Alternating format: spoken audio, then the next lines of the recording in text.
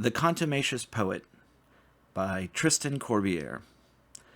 On Amorica's seacoast, an ancient former convent, the winds, which thought it a windmill, came and went, and the donkeys of the country wore down their teeth on the worn-out ivy stalks on a wall so full of holes that one could walk right in without hunting the entry.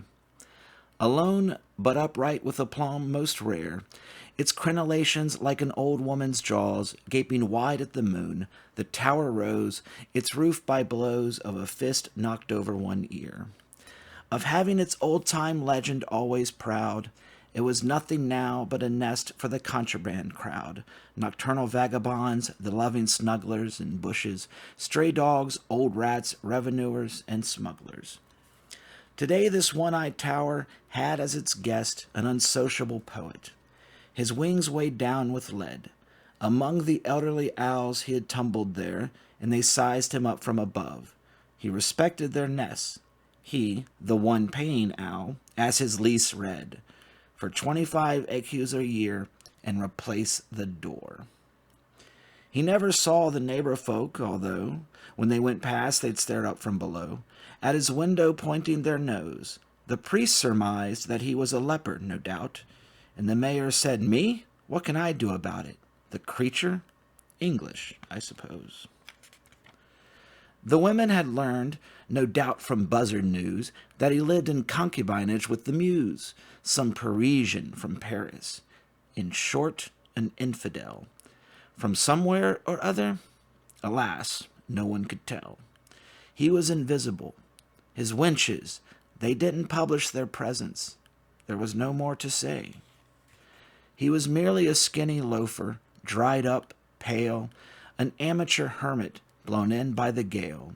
He had loved too well fine lands where fevers brew, condemned by bailiffs and by doctors too. He had perched there, fed up, hunting a place to halt, and die alone or live on by default.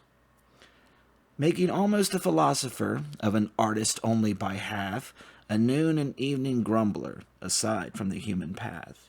He still had a hammock and a hurdy-gurdy, a sleepy spaniel, Faithful was his name, and another pal called Ennui, just as sturdy in devotion and as melancholy and tame. Dying in sleep, in dreams he lived the most, his dream being the tide that climbed the coast, the tide that ebbs and flows. Sometimes, vaguely, he would wait. What for? The tide to come in, the tide to ebb from shore, or the absent one. Who knows?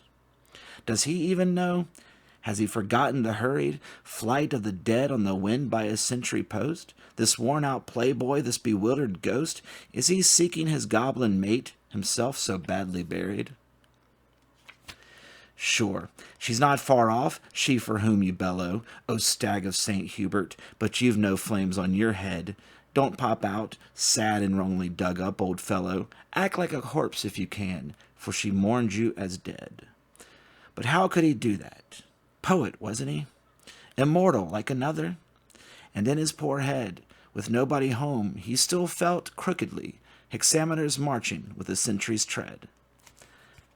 Not knowing how to live, he kept on living, and not knowing how to die, he went on writing. Here's a person who, these many moons, is part of the legend dear in your poetic heart.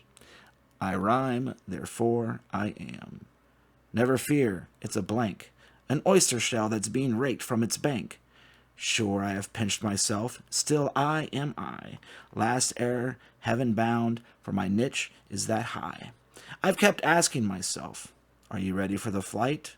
Heads or tails? And look, I am asking it yet. It was to you that I bade life goodbye, to you who wept over me till finally I wanted to stay and weep with you.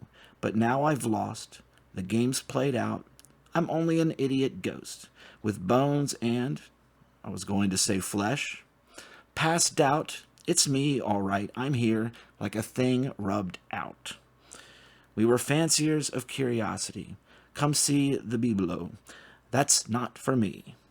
Especially in my dislikes, my tastes above the average, you know. I chucked life, wearing gloves. The other can't even be touched with tongs, God knows. I'm eyeing tailor's dummies for new clothes. Come back and help me. Your eyes in these eyes, your lips on these. Don't you feel my fever rise? My fever for you? Has the rainbow taken flight down under, left in cinders by our nights? And that star you wanted to see on my brow, forget it, seek it not. There's a spider's web there now, on the ceiling, in the same spot. I'm a stranger. Well, maybe that's for the best. You mean that? No, come back, sound me out anew. Like good St. Thomas, I must see you test your faith as you touch the wound, and then say, you. Come, finish me off. It's amusing. From your chamber you'll see my harvest. It's already December. The golden broom flowers, my great forests of fir, and piled on the andirons, my Amorican briar. Come, gorge on pure air. Here I have a breeze, so fresh it frizzles the edges of my eaves. The sun is so pleasant that it's freezing here. The spring, isn't that your 20 years? You're all that's lacking. See that swallow where it perches in rusty iron nailed to the turret. And soon we can go to my stairs and pick mushrooms, where a candle end turns all to a golden gloom.